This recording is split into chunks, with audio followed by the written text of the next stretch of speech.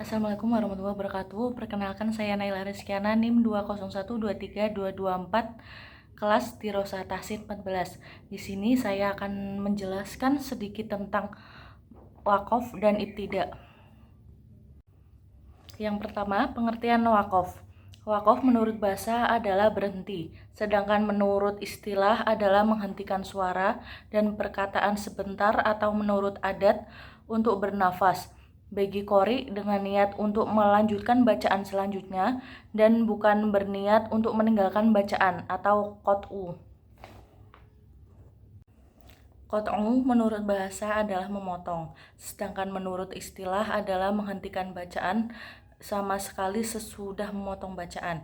Maka bagi qori jika hendak membaca tasydid atau shadaqallahul azim dan disunahkan membaca isti'adzah ketika memulai baca lagi. Ibtida menurut bahasa adalah memulai, sedangkan menurut istilah adalah memulai bacaan sesudah qori mewakafkan bacaannya. Selanjutnya, pembagian wakaf. Pembagian wakaf terbagi menjadi 4. Yang pertama, wakaf ittirori, artinya terpaksa. Jika dilakukan seorang qori dikarenakan darurat, seperti kehabisan nafas, batuk, lupa, dan sebagainya. Yang kedua, wakaf intidori, artinya berhenti untuk menunggu, yaitu qori berhenti pada sebuah ayat yang perlu untuk menghubungkan kalimat dengan wajah yang lain, atau menurut versi bacaan Imam Sab'ah. Karena adanya perbedaan riwayat, wakaf ini hanya diberlakukan bagi seorang yang mendalami atau mempelajari qiraah Sab'ah. Yang ketiga, ikhtibari, artinya berhenti untuk diuji, yaitu ketika qori diuji untuk menerangkan al-maqtu' atau kata terpotong ketika ditanya oleh seorang juri, atau boleh bagi seorang pengajar Al-Quran memutus-mutus ayat pada anak didiknya untuk memudahkan dalam pengajaran. Yang ketiga, ikhtiari, artinya berhenti pada kalimat yang pilihan, adalah wakaf yang ada unsur kesengajaan, bukan karena sebab-sebab yang di atas. Wakaf ikhtiari ini dibagi menjadi 4 bagian, yaitu wakaf tam, berhenti pada perkataan yang menunjukkan makna yang sempurna dalam susunan kalimatnya dan tidak ada kaitan dengan kalimat yang sesudahnya, baik dari segi lafaz maupun maknanya. Wakaf ini tempatnya bermacam-macam, yaitu yang pertama pada akhir semua surat, yang kedua di akhir ayat qasas atau cerita. Contohnya pada di Quran surat Al-Baqarah ayat 5. Wa ulaika humul muflihun. Yang ketiga ada di tengah-tengah ayat. Laqad adallani anidzikari ba'da idh ja'ani. Dan dilanjutkan dengan firman Allah surah Al-Furqan ayat 19. Wa kana syaitanu lil insani khudula. Yang keempat, di akhir ayat ditambah sedikit awal ayat. Alaihim musbihin wa billaili wa innakum latamurrun. Quran surat As-Saffat ayat 138. Yang kelima terdapat pada arti ayat yang sempurna Maliki yaumiddin. Yang keenam terdapat sebelum yakni fi'il amar kosom dan lam kosom. Wa kana Allahu dzalika laula. Yang kedua adalah wakaf kafi. Wakaf kafi yaitu berhenti pada perkataan yang sempurna susunan lafaz atau kalimatnya atau i'rabnya, akan tetapi masih ada kaitan arti atau makna dengan kalimat sesudahnya. Jika berhenti di sini, maka seorang qori tidak perlu lagi mengulang dengan kalimat sesudahnya. Contohnya, yang pertama di akhir ayat surat Al-Baqarah, wa mimma razaqnahum yunfiqun. Yang kedua di tengah ayat, qul bi'sama.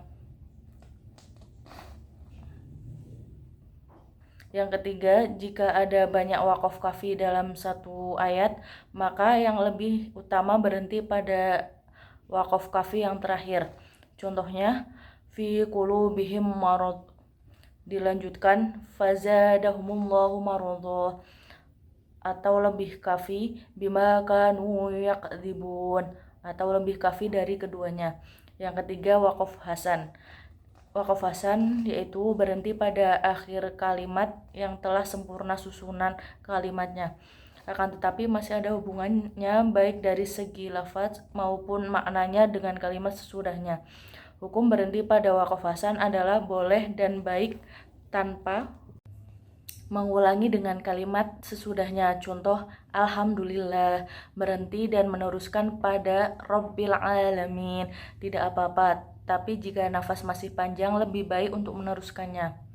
Yang keempat adalah waqaf qabih, berhenti sebelum sempurna susunan kalimatnya, baik lafaz atau bahkan maknanya. Seperti berhenti pada kalimat maliki pada ayat malikin nas, karena keduanya adalah susunan idzofiyah. Waqaf pada illa, contoh illa innal insana lafi khusrin. Hukum waqaf ini adalah tidak boleh, terlebih jika ia dengan sengaja berhenti padahal dia mengetahui akan ketidakbolehannya. Dari tinjauan ini juga ada waqaf yang disebut lebih jelek. Contoh waqaf yang lebih jelek di dalam Al-Quran antara lain: yang pertama, innallaha faqirun, terdapat pada Quran surat Ali Imran. Yang kedua, ya ayyuhalladzina amanu la taqrabus shalah, terdapat pada Quran surat An-Nisa. Selanjutnya adalah tanda waqaf.